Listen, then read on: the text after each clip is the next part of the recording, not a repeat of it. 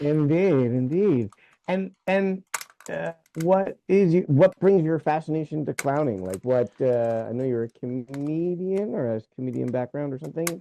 What is your I'm background? I'm mostly a stand-up, but one of the things that happened a few years ago and a while ago is that I go on stage. I hate telling jokes. I'm not necessarily a good joke writer, but I'll get laughs through randomness or silliness on stage or doing something stupid on stage. And people suggested that I go to Goliath and do the clowning, and so I did that, and I got into it, and then yeah, I mean, yeah, definitely, I call myself more of a clown than a comedian. Like I'm a lot funnier being an idiot on stage than anything else.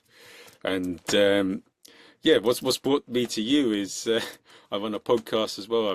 As I've asked you to come on, I interview a lot of different people, and I stumbled across Barnaby King's YouTube channel, and then I found out that I wanted to see that. I always had a feeling that most of the clown that I get introduced to as a comedian is Goliath stuff. I don't really get introduced to what's more than that.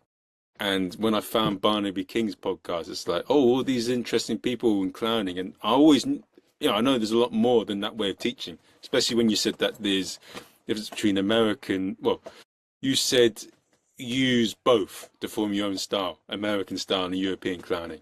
And yeah, I Yeah, find it interesting. I feel also long term, stand up is a good art form, but I do feel that with clowning also being quite physical, I think in terms of that comedy, that's more universal and you can take that anywhere. That's why I'm yeah, interested in clowning. yeah. I well, first, let me preface before I say another single word because I feel like always when people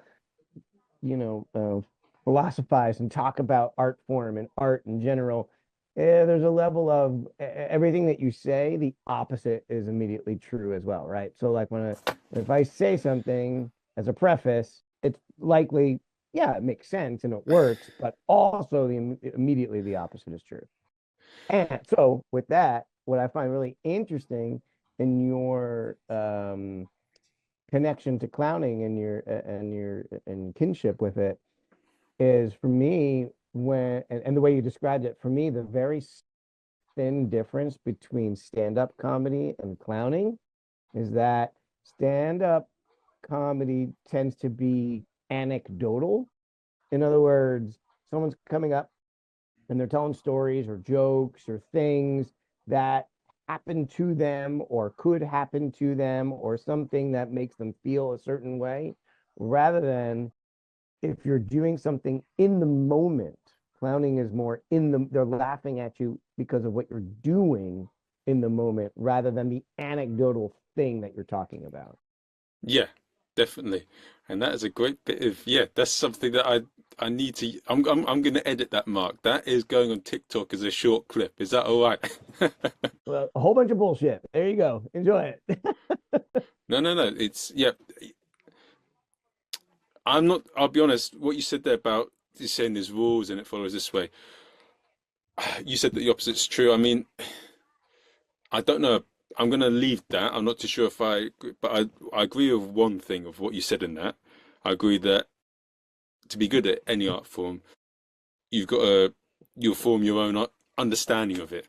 And I feel with stand up and a lot of comedy, it's good to know the basics, and then once you know the basic, you can form your own way of doing it, and that's how. Absolutely. Absolutely. And I guess why I preface that is because I said absolute an absolute idea where obviously you can poke holes in it and someone can counter that and say, yeah, but what about this person who does this thing? And you're like, oh, yeah, well, that's a good point.